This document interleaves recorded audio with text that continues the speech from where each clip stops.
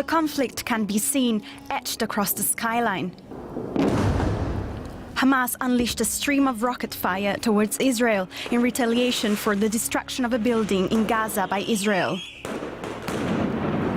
These are the most intense hostilities that the country has seen in 7 years. It is particularly bad in mixed Jewish-Arab towns, with relentless rocket fire and rioting. The Palestinians' message to Israel and the Jewish settlers is loud and clear. I address my words specifically to America and to Israel. Enough is enough. Leave us. We will remain thorns in your eyes. We will not leave our homeland. We will not leave our country. The US maintained its support for Israel in its call for peace on Wednesday.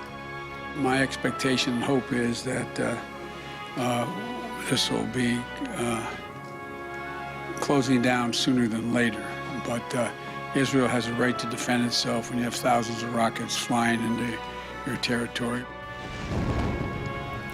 Israel's defense was to target the Hamas militants.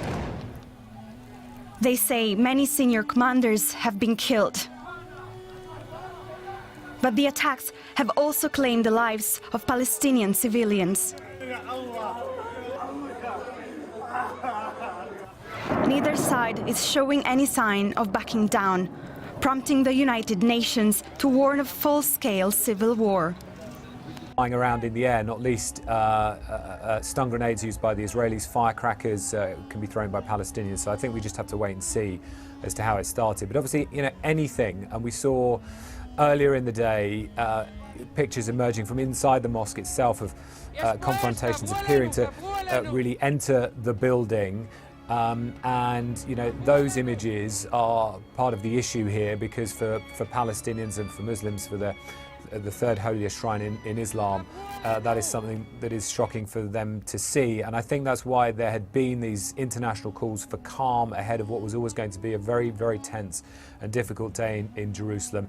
And now it has evolved into, you know, this very serious escalation between militants in Gaza and Israel, with the rockets fired towards Jerusalem, an incredibly rare, very unusual event, that with air raid sirens going off in Jerusalem, and then these airstrikes by the Israelis, and the Palestinian Health Ministry reporting 9 Palestinians killed in that. Tom, you're going to help us through all the elements. A fire that's taken place outside the Al-Aqsa Mosque. It's unclear how it started. Let's bring in the BBC's Tom Bateman, who's with us live from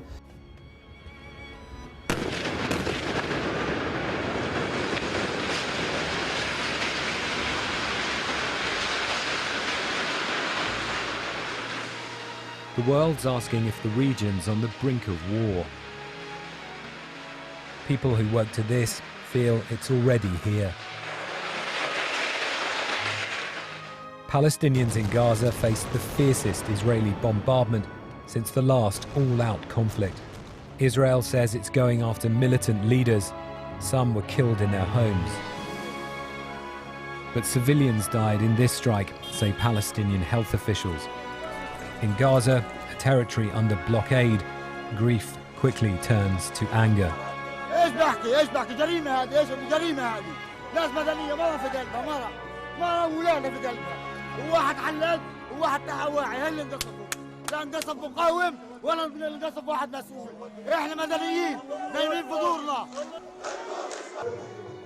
Dozens have died here since the violence erupted on Monday, and they're still counting their dead. Rocket fire from Gaza has continued deep into Israel, and the sirens are near non-stop in towns close by.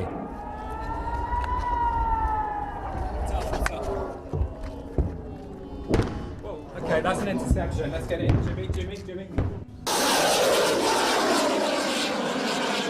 More rockets are shot down in Israel's skies. Tonight, in a mixed Jewish-Arab town, I saw how fear and chaos is spreading. Violence between Jews and Arabs inside Israel is spiraling. Here, Jewish extremists attack an ambulance and then check a car to see if Arabs or Jews are inside.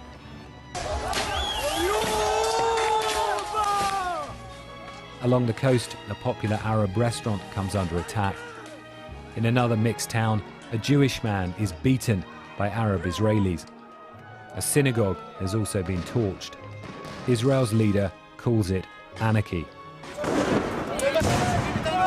A wave of anger that started in Jerusalem has spilled out to the occupied territories and into Israel itself. The country's engulfed in multiple flashpoints. It may be too late to contain it now.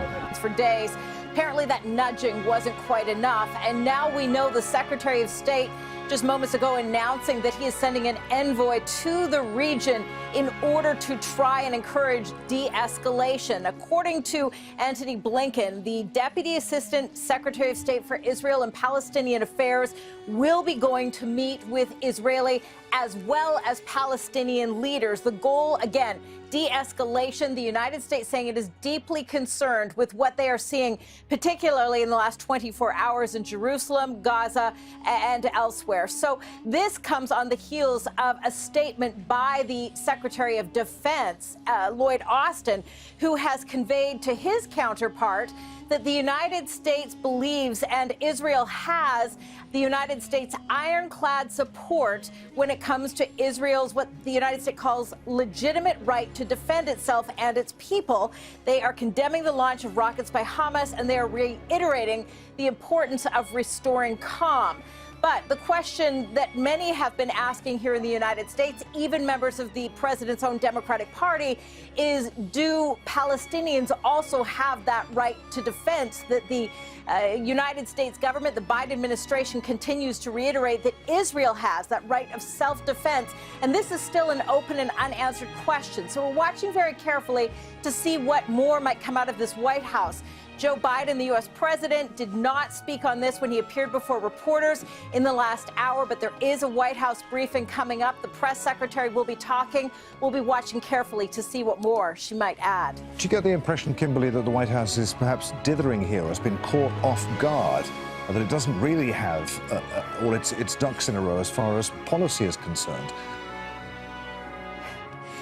There's no question that that is the commentary that is happening here in the United States with respect to the Biden administration. This administration has made clear what it wants to make its top priority is dealing with COVID-19, is getting 70% of the population vaccinated by early July. But the reality is that even if Joe Biden doesn't want to get involved, he is involved because historically the United States has given billions of dollars in military aid to Israel. Add to that, you have the previous administration that was very one-sided with respect to its policy in the region, very much favoring Israel. This is an administration that says it is going to listen to both sides, that it sees the only path forward being a two-state solution. They've also spoken very candidly, the White House press secretary saying that they believe, when it comes to Israel, that the evictions of Palestinians have been working against the interests of trying to resolve this long-standing dispute and bring about peace. So this administration is looking for a path forward. They're hoping that they can find de-escalation, diplomacy, but at the same time, this is not the priority that this administration wants to be working on right now. Our White House correspondent Kimberly Halkett there, live in Washington. Kimberly, many thanks. The Palestinian Authority is set to meet in the coming hours to discuss the escalating violence. Al Jazeera's Nida Ibrahim reports now from Ramallah in the occupied West Bank. One element that the Palestinian leadership is focusing on is the diplomatic effort, is trying to reach out to the international community. We've heard from several Palestinian officials who say that the international community's response hasn't been as strong as they hoped for. We've also heard from the Palestinian Prime Minister Mohammed Shtayeh, who says that this is a natural explosion because the reason for it is the Israeli crimes, as far as Mohammed Shtayeh put it. The Palestinian President Mahmoud Abbas has been holding calls with different leaders of the world, including Jordan's King Abdullah, as well as the Iraqi president and the EU's High Representative Joseph Borrell.